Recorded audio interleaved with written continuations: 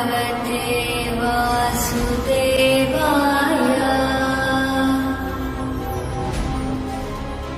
ॐ नमो भगवते वासुदेवाय।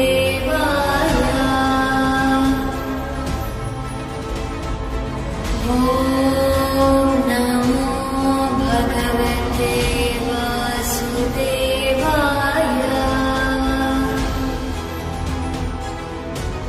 ॐ नमो भगवते वासुदेवाय।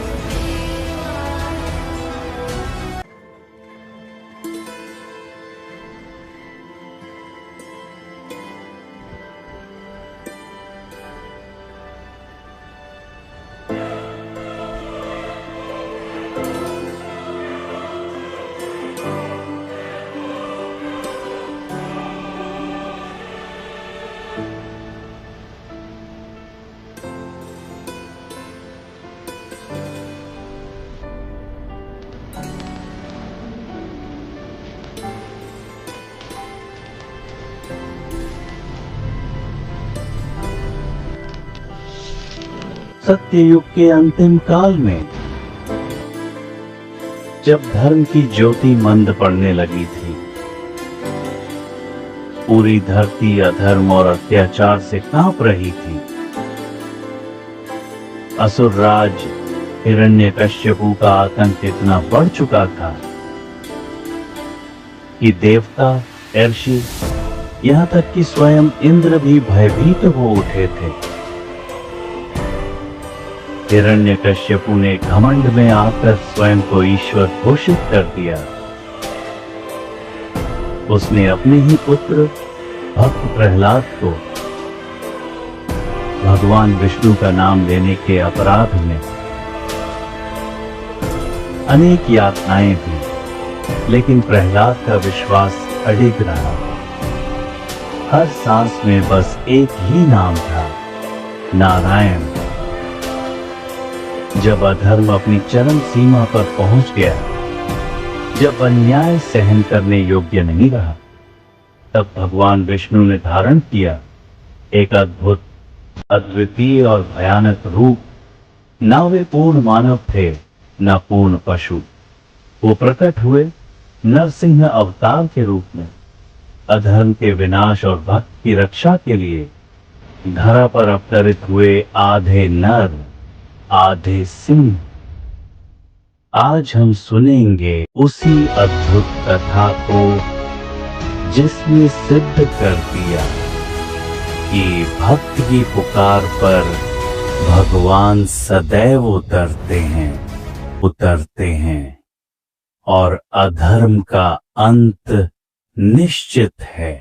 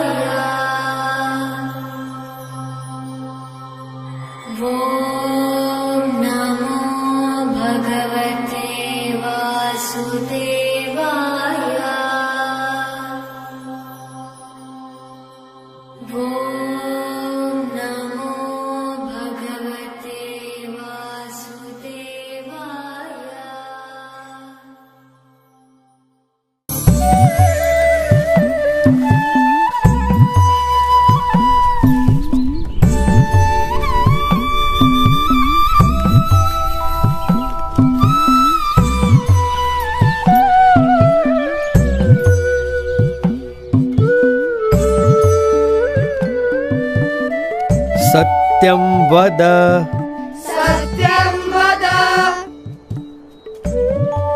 धर्मं चर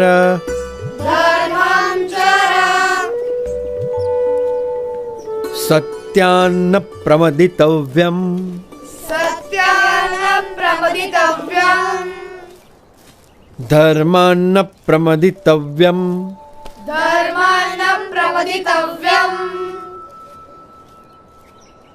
धर्म पालन, अहिंसा, सेवा, यह सब अच्छे मनुष्य जीवन के लक्षण हैं और इसीलिए इन सब सद्गुणों को अपनाते हुए परोपकारी जीवन जीना चाहिए।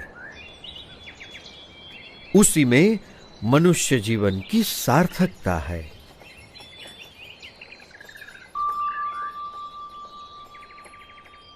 बड़े ध्यान से सब सुन रहे हो। क्या समझ में आ रहा है? कुछ प्रश्न हो तो जरूर पूछना, झिझकना मत। निस्वार्थ सेवा भावना और सदाचार में कोई बुराई नहीं है, पर केवल सत्वगुणी प्रवृत्तियों से ही जिया गया जीवन परम कल्याण के लिए पर्याप्त है। जन्म से लेकर मृत्यु तक यदि केवल इन सब में ही जीवन व्यतीत हो तो स्वयं का कल्याण कैसे होगा?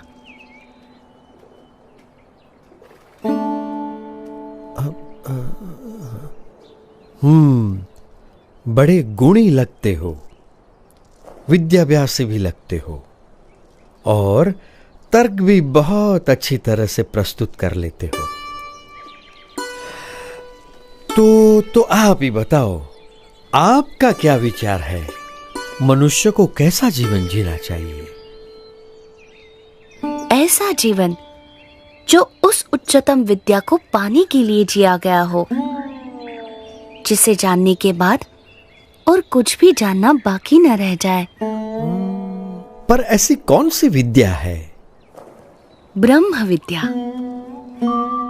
जिससे अपने अहंकार, स्वभाव, अज्ञान, इंद्रियों एवं अंतःकरण की गुलामी, हर प्रकार के दुख, सारे बंधन, जन्म मरण के चक्कर, इन सब से मुक्ति पाकर आत्यंतिक कल्याण प्राप्त होता है। पर केवल स्वयं के कल्याण के लिए जिया गया जीवन स्वार्थ सिद्धि का पर्याय बनकर ही नहीं रह जाएगा। यदि व्यक्ति यथार्थ रूप से आत्यंतिक कल्याण के मार्ग पर चल पड़े तो उसका जीवन अपने आप ही सबके लिए कल्याणकारी बन रहता है, एक यज्ञ के समान बन जाता है। सबकी भलाई का यज्ञ, सबकी सेवा का यज्ञ, सबके कल्याण का यज्ञ। अच्छा, अब पर आप हो कौन? मैं नीलकंठ हूं। आप इस उम्र में ऐसे अकेले क्यों निकल पड़े हो? सबको परम कल्याण के मार्ग पर प्रेरित करने के लिए यही मेरे जीवन का उद्देश्य है। उम्र से तो आप शिष्य जैसे लगते हो, पर ज्ञान से गुरु हो।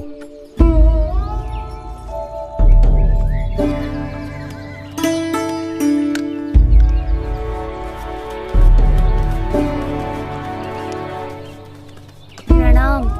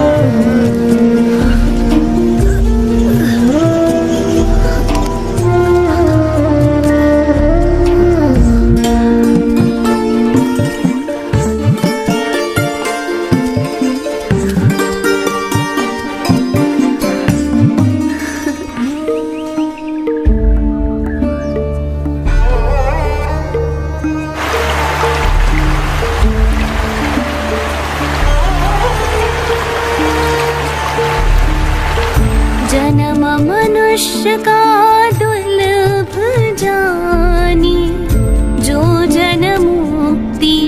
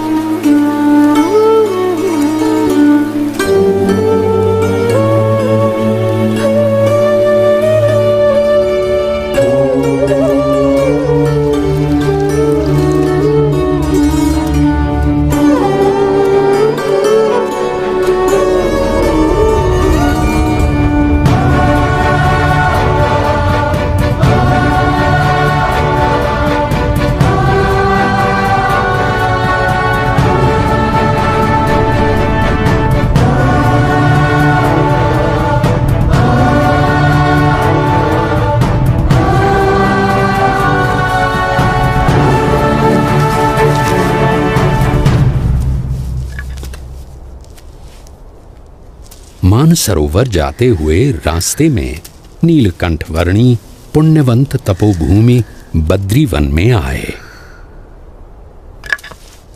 वहां असाधारण तपश्चर्या करने का संकल्प लेकर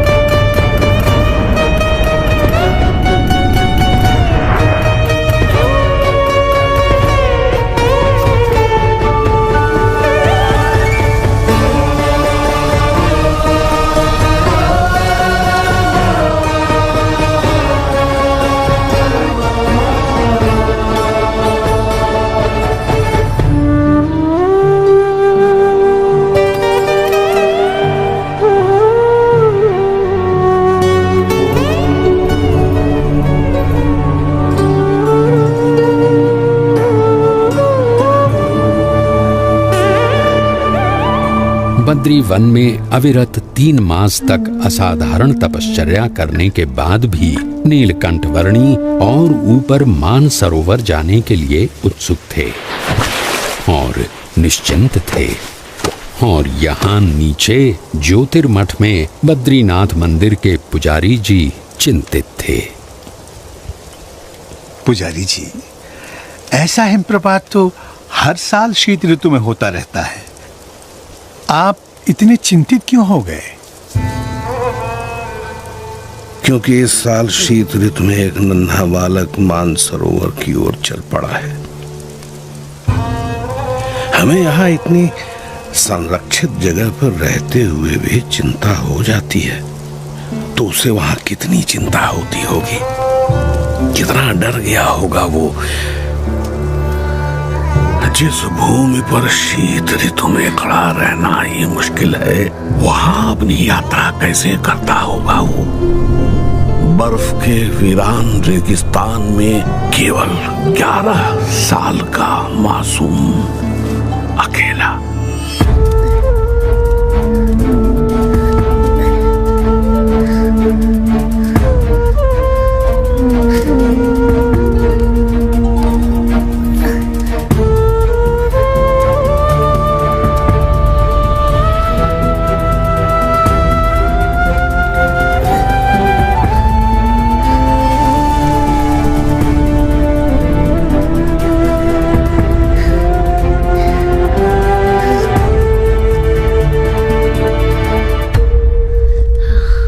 रुके हुए रास्तों से भी मार्ग निकालकर नीलकंठ वर्णी आगे बढ़ रहे थे। जहां ठंड से लड़ते लड़ते सूरज की किरणें भी हार जाती थीं, वैसे बर्फ के रेगिस्तान में सूरज से भी अधिक देदीप्यमान रहते हुए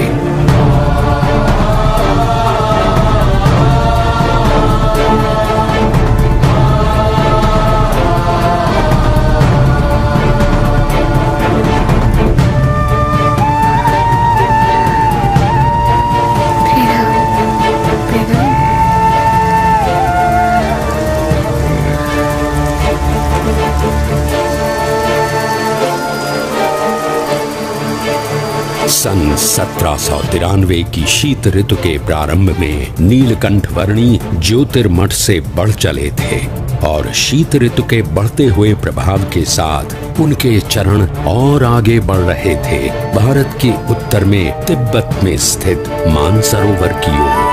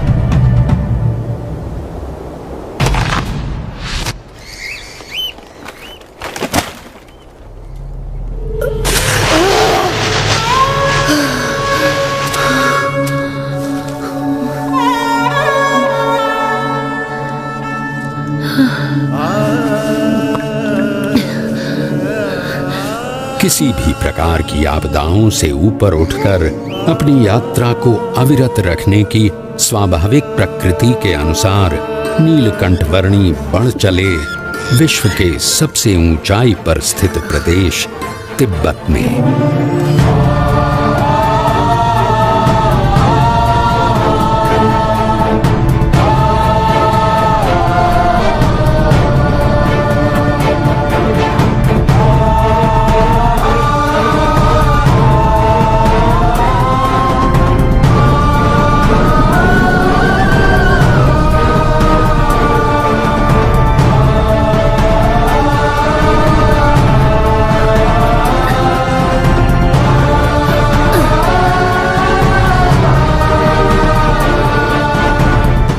मानो कोई भी विपत्ति ऐसी बनी ही नहीं थी जो नीलकंठवर्णी के सदा आगे बढ़ रहे चरणों को रोकने में समर्थ हो।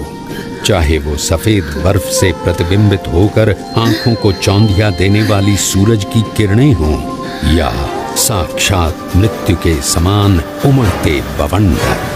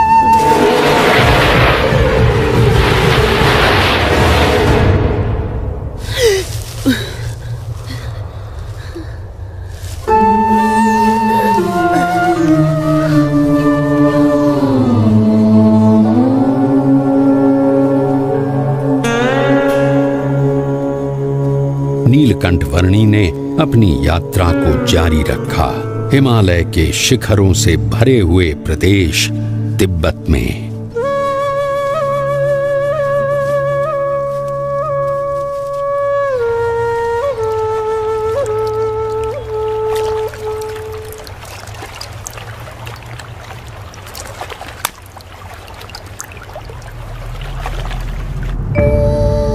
हिमालय के उत्तुंग बर्फीले पर्वतों का विश्व तिब्बत, जिसकी औसतन ऊंचाई 16,000 फीट है और जो विश्व की छत कहलाता है, वहां शीत ऋतु में 0 से नीचे 40 अंश तक के तापमान में नीलकंठवर्णी अकेले मानसरोवर की ओर बढ़ रहे थे।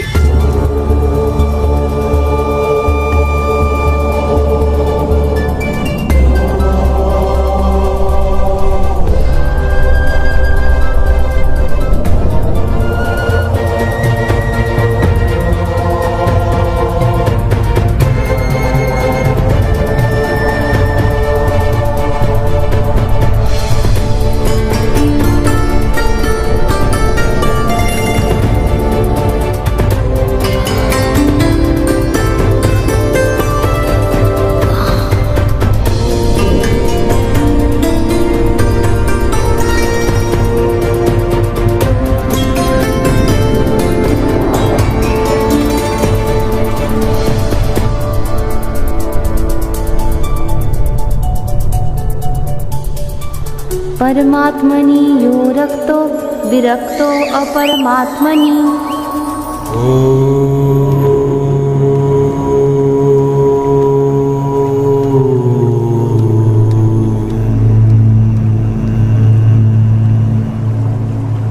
ज्योतिर्मठ से मानसरोवर की यात्रा शुरू करने के लगभग 4 महीनों के समय में नीलकंठ वर्णी आ पहुंचे कैलाश पर्वत के निकट स्थित क्षेत्र में।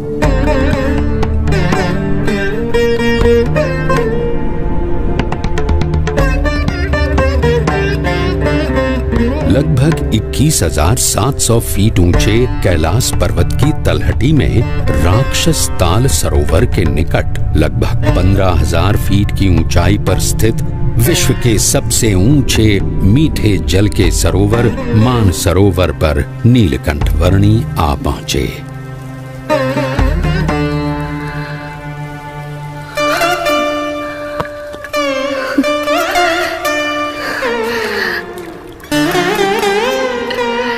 मानस क्षेत्र की प्राण घातक शीत ऋतु में नीलकंठ वर्णी ने संकल्प किया लगभग 320 वर्ग किलोमीटर में फैले हुए मानसरोवर की लगभग 88 किलोमीटर लंबी परिक्रमा करने का।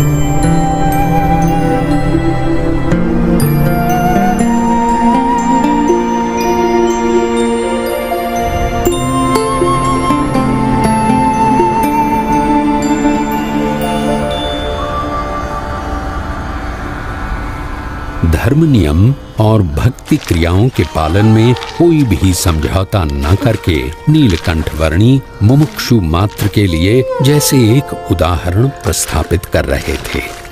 जहां शीत ऋतु में पीने के लिए भी पानी की व्यवस्था उपलब्ध नहीं थी, वहां भी स्नानादिक नित्य नियमों का पालन करते हुए भक्ति पूर्वक नित्य पूजा के नियम को भी दृढ़ रखते हुए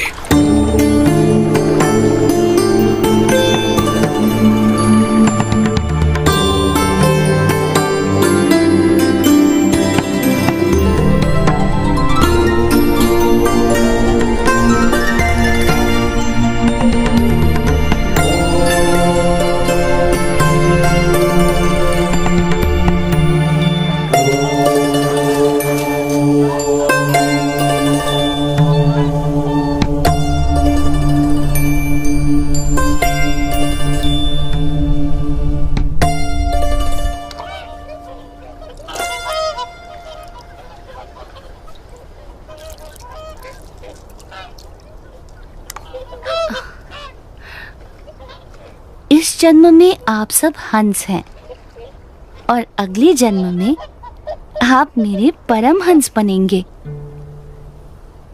इस जगत में साधुत्व के जो परम विशिष्ट आदर्शों का सृजन होगा, उसका आप सब हिस्सा बनोगे। पश्चिम दिशा में मुमुक्षु मेरी प्रतीक्षा में है। भविष्य में वहां मेरा कार्यक्षेत्र होगा। समय आने पर आप सबको वहां मनुष्य जन्म मिलेगा। मैं वहीं आपको मिलूंगा।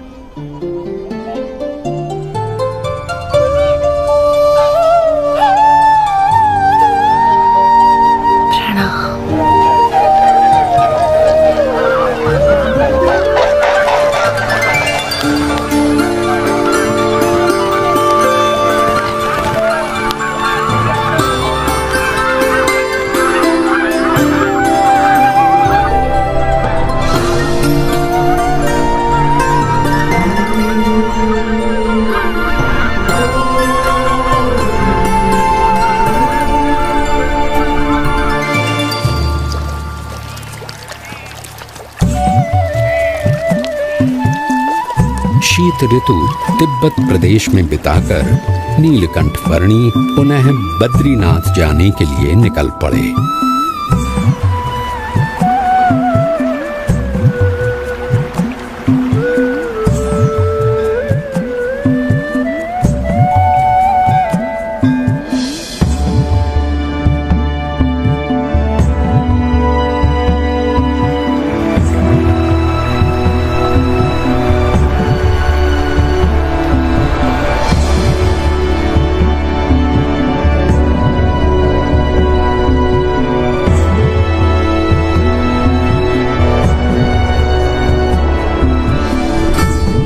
अलकनंदा नदी के किनारे स्थित बद्रीनाथ में नीलकंठ वर्णी पुनः आ पहुंचे।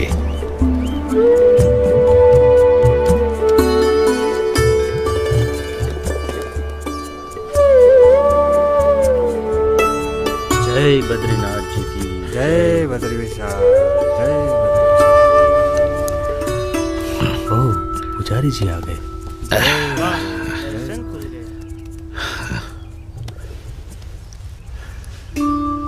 नमो नारायण, नमो नारायण। जय बद्रीनाथ पुजारी जी।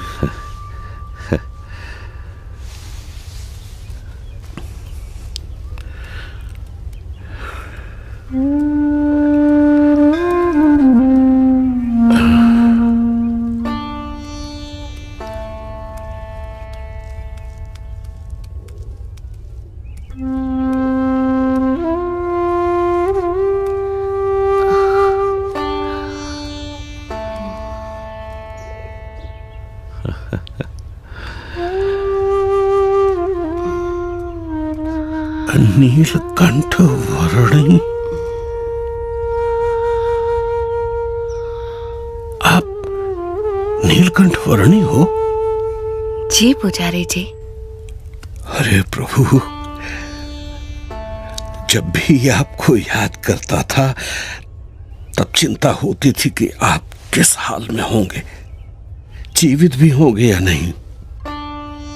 जाते समय मैंने आपको कहा था ना कि मैं आपसे फिर मिलूंगा, सो आ गया।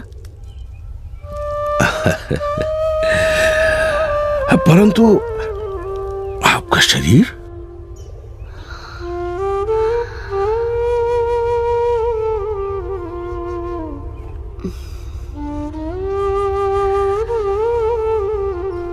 कितना दुबला पतला हो गया है। चलिए, सबसे पहले कुछ अन्न ग्रहण कर लीजिए।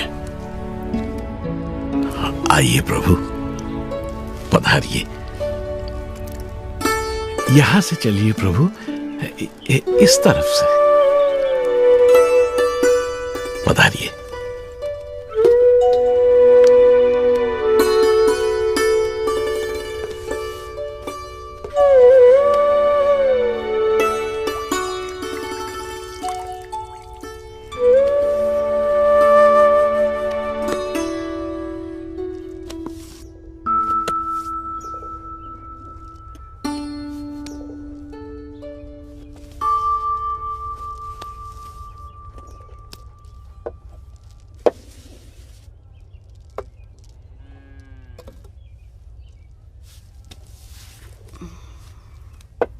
मानसरोवर जाने से पहले अंतिम भोजन आपके वहां ज्योतिर्मठ में किया था, और वहां से लौटकर प्रथम भोजन भी आप ही के यहाँ कर रहा हूं। अकल्पनीय। वहां ऊपर 6 महीने तक आप क्या खाकर जीवित रहे? वायु।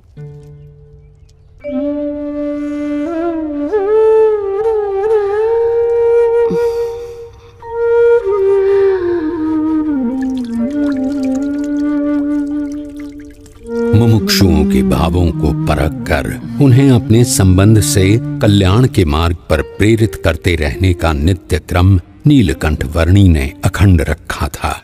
उनके साथ उनकी जगहों पर उनके ही जैसे बनकर रहते हुए। इस दुर्लभ मनुष्य जीवन का उपयोग परम कल्याण के लिए होना चाहिए, नाशवंत भौतिक सुखों के लिए नहीं। और कभी प्रत्यक्ष रूप से साथ रहने का योग ना रहे तो अपनी स्मृतियों और वचनों के सहारे कल्याण के मार्ग पर चलते रहने का सुयोग करवाते हुए। प्रभु, आपने कहा था कि आपकी यात्रा कल्याण के लिए है,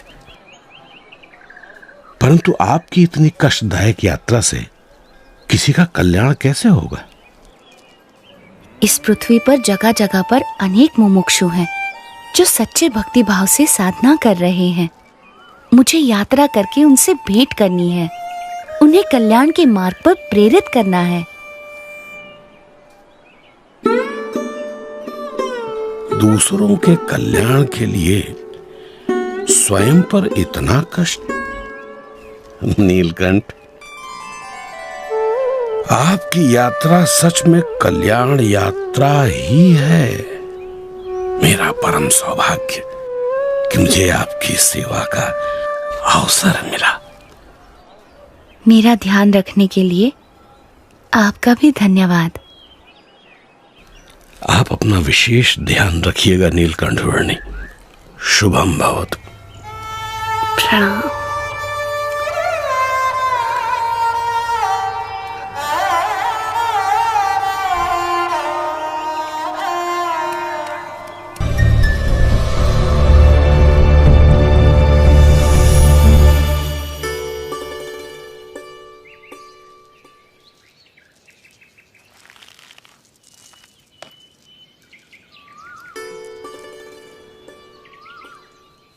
प्रणाम प्रभु। बड़ी दिव्य और असाधारण प्रतिभा है आपकी। शायद आप वही हैं जिनकी भक्ति हम करते हैं, जिनके आशीर्वाद से हमारा राज्य, हमारा संसार चलता है। आपके आगमन से मेरे राज्य की धरती तो पावन हो ही गई है। अब कृपया मेरे राजभवन में पधार कर उसे भी धन्य कीजिए। आपके और आपके परिवार के बलिष्ठ संस्कार हैं, इसीलिए मैं आपके वहां जरूर आऊंगा।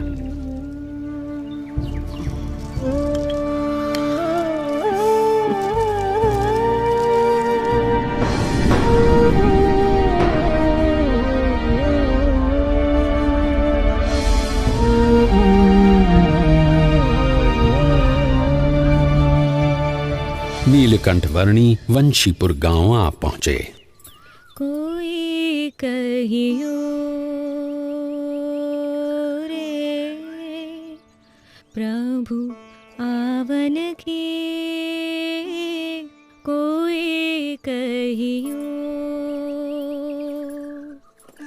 प्रभु आवन की, मन भावन की, प्रभु आवन की, मन भावन की, कोई कहियो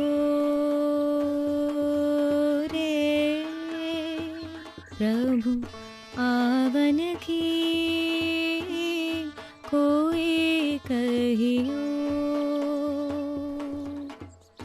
आपन आवे लिख नहीं भेजे, बान परी ललचावन की।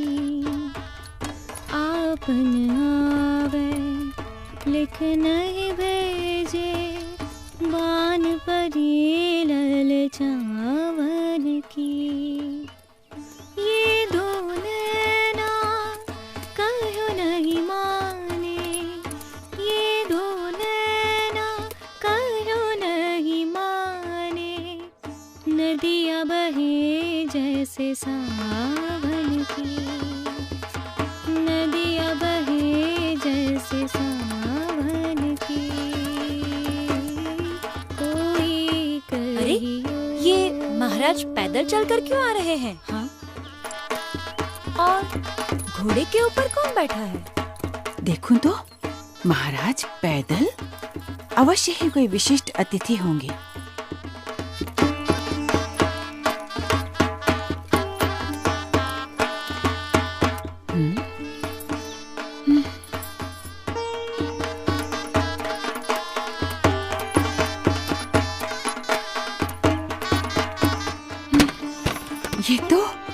ये तो सच में कोई दिव्य व्यक्ति हैं। सब सब चलो, उनके स्वागत की तैयारी करो। जी महारानी जी।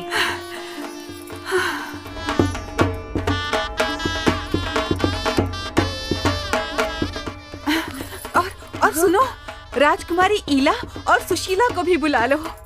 जरूर महारानी जी।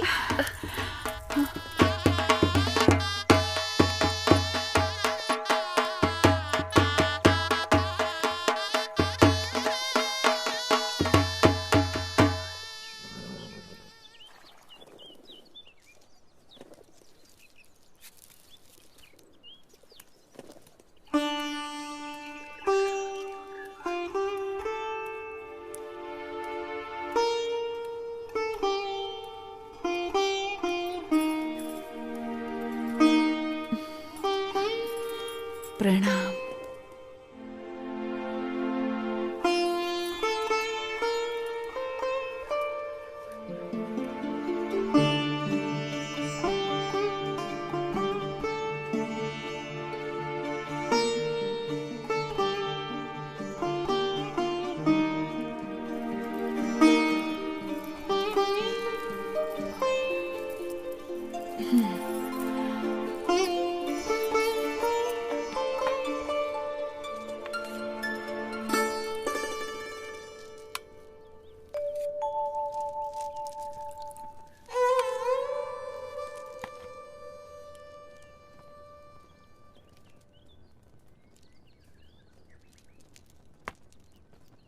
वर्णी जी, हमारे राजा धर्म पालन के आग्रही है और उसके फलस्वरूप उनके ऊपर ईश्वर की इतनी कृपा है कि उन्हें इतनी प्रतिष्ठा, इतना मान सम्मान, इतनी धन दौलत, इतना वैभव, ऐसा श्रेष्ठ भोजन, सब कुछ प्राप्त है।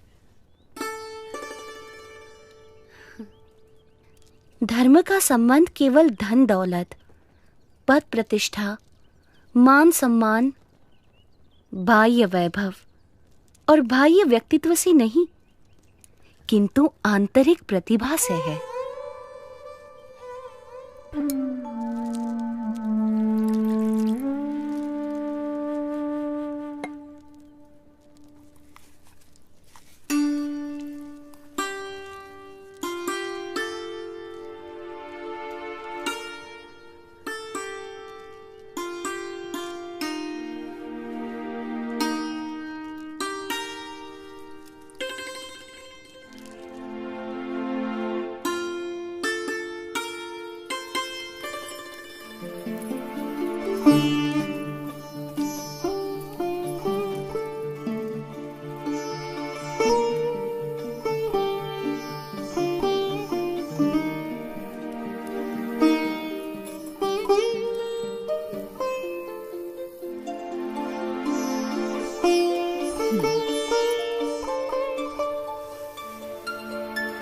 प्रभु, हमारा कोई पुत्र नहीं है। उस बात से मैं चिंतित रहती थी, पर अब आपके आने से मेरे पुत्र की कमी पूरी हो गई। अब आप यहीं रुक जाइए। आपके पूर्व जन्मों के संस्कार हैं और आपका भक्ति भाव भी है, इसीलिए मैं यहाँ आया हूँ। और आपकी तरह और कई मुमुक्षुओं को भी मुझे मिलना है।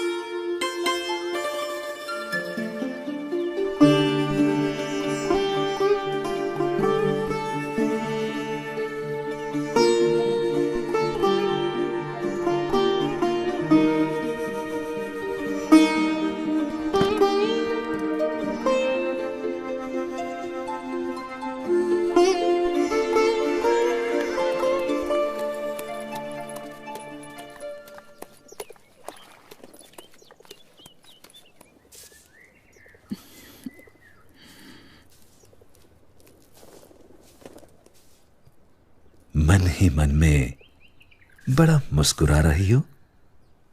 क्या सोच रही हो?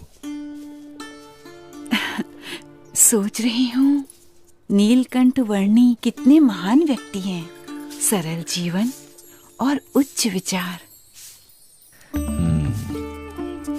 और हमारी ईला और सुशीला भी कितने भक्तिभाव से उनकी सेवा में जुड़ गई हैं।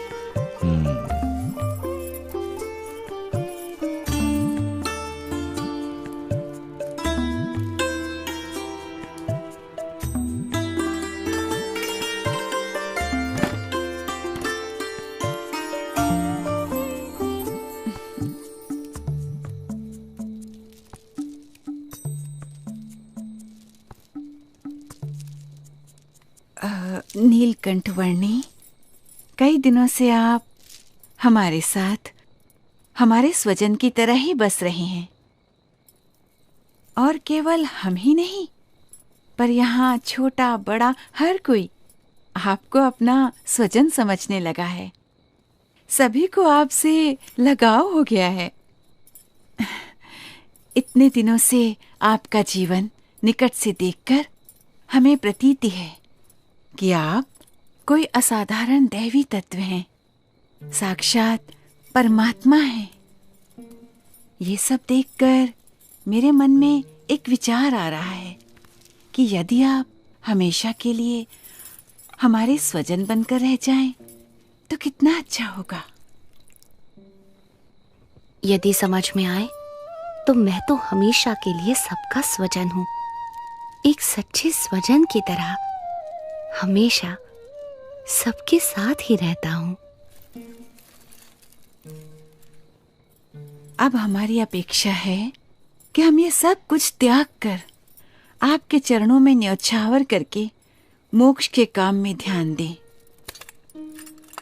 और हमारी सारी धन दौलत, हमारी सारी संपत्ति, हमारा राज्य और ईला और सुशीला को भी आपको सौंप दें।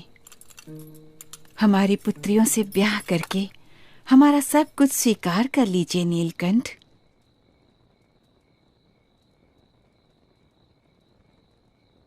आप तो साक्षात परमात्मा हैं। आपसे अच्छा पति हमारी पुत्रियों को कहाँ मिलेगा? माते, जो सबका स्वजन है उसे केवल अपना बना लेना चाहती हैं। मैं आप सबको सारे बंधनों से मुक्त करना चाहता हूं, और आप मुझे ही ये सब बंधनों में बांधना चाहती हैं। बेटा, अभी जवानी फूटी नहीं है, इसलिए ऐसी बातें कर रहे हो। पर जब जवान हो जाओगे तब स्त्री सुख के बिना रह नहीं पाओगे। जब स्त्री सुख के लिए तड़पोगे तब एहसास होगा कि ऐसी सुंदर कन्याओं और ऐसे राज्य का प्रस्ताव ठुकरा करके तुमने बहुत बड़ी भूल कर दी। पर तब यह मौका निकल चुका होगा। क्षमा कीजिएगा, पर आप मोह में अंध होकर मुझे जानते हुए भी मेरा असली स्वरूप भूल रहे हैं।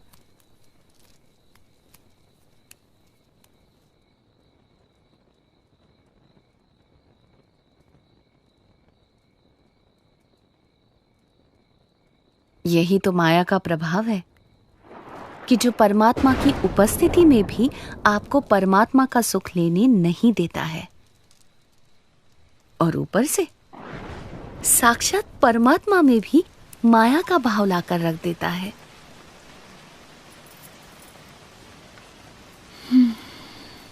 माँ, पिताजी, ये नीलकंठ वर्णी तो निर्लेप है, निर्विकारी है। ये सब मोह माया से परम सुख के दाता स्वयं परमात्मा हैं। वे ऐसे क्षुल्लक लौकिक सुखों में क्यों बंधेंगे? हाँ माँ, मोह से मुक्त होकर और हमारी चिंता छोड़कर नीलकंठ वर्णी की महिमा को अंतर में दृढ़ रखो। हाँ बेटा।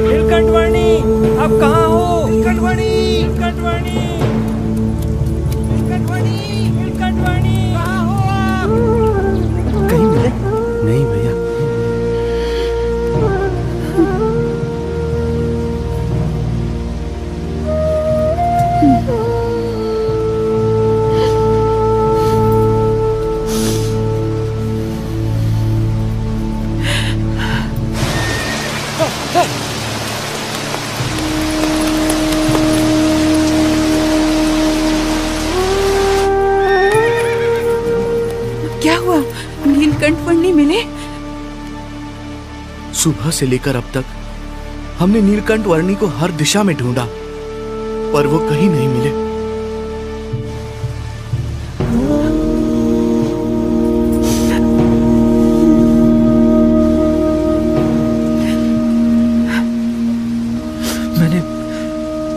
मैंने दूर दूर तक ढूंढा, पर नीलकंठ वर्णी नहीं मिले।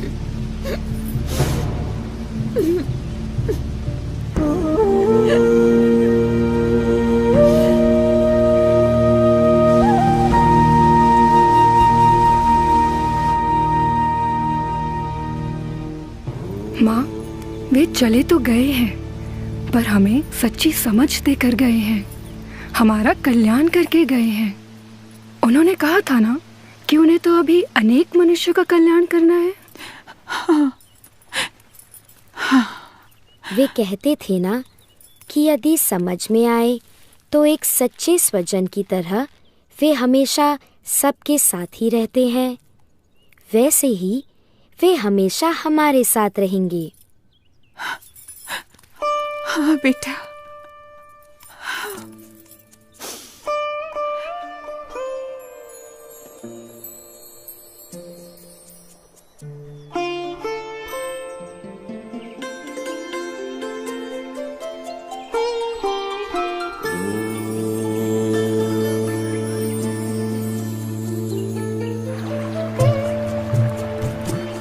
हर एक को हर बंधन से मुक्त करके परम कल्याण के मार्ग पर प्रेरित करने के लिए जिनकी ये कल्याण यात्रा थी, वो नीलकंठ वर्णी किसी भी प्रकार के मायिक बंधनों में बंधकर कैसे रह सकते थे। अपनी कल्याण यात्रा को अविरत रखते हुए नीलकंठ वर्णी बढ़ चले वंशीपुर से मुक्तिनाथ की ओर।